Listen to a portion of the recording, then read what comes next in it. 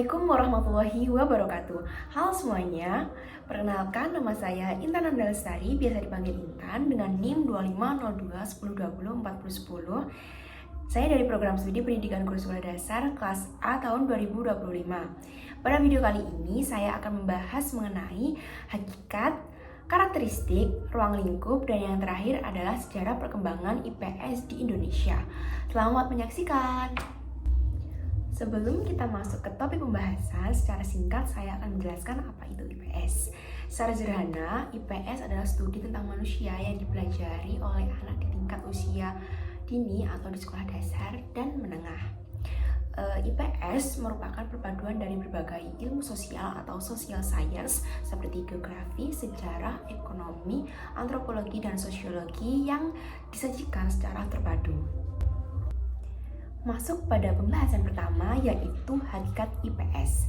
Kajian interdisipliner tentang manusia dan dunianya mencakup interaksi manusia dengan lingkungan, manusia dengan budaya, manusia dengan perekonomian, dan manusia dengan politiknya. Tujuannya yaitu adalah untuk membekali siswa dengan pengetahuan konsep dasar IPS, kemampuan bernalar kritis atau berpikir kritis dan kreatif, dan juga kesadaran terhadap nilai-nilai sosial untuk membentuk warga negara yang baik. Kemudian pembahasan yang kedua adalah karakteristik dari IPS sendiri.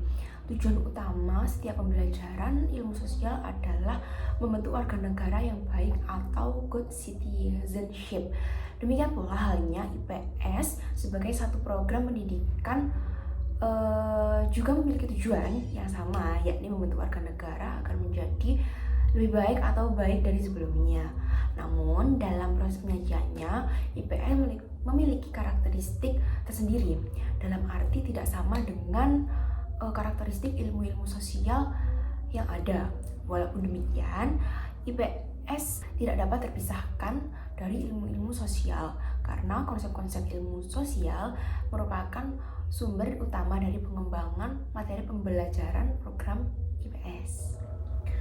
Selanjutnya adalah ruang lingkup IPS di SD. Di sini saya mengambil 4 topik ruang lingkup, yaitu yang pertama adalah manusia, tempat, dan lingkungan. Kemudian yang kedua adalah waktu, keberlanjutan, dan perubahan. Yang ketiga adalah sistem sosial dan budaya.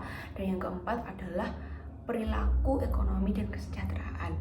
Pada poin pertama yaitu manusia, tempat, dan lingkungan. Di sini diartikan untuk mempelajari hubungan manusia dengan tempat dan lingkungan sekitarnya, termasuk pemanfaatan sumber daya alam dan adaptasi terhadap kondisi geografis lingkungan di sekitar. Kemudian yang kedua adalah waktu, keberlanjutan, dan perubahan. Di poin ini mencangkup pemahaman konsep waktu, peristiwa-peristiwa sejarah, kemudian bagaimana masyarakat mengalami perubahan seiring berjalannya waktu, seperti perkembangan Indonesia, masyarakat Indonesia dari masa ke masa. Kemudian topik ketiga yaitu sistem sosial dan budaya. Pada poin ini membahas tentang struktur sosial, interaksi sosial, keanekaragaman budaya dan suku bangsa, serta bagaimana masyarakat mengatur dirinya.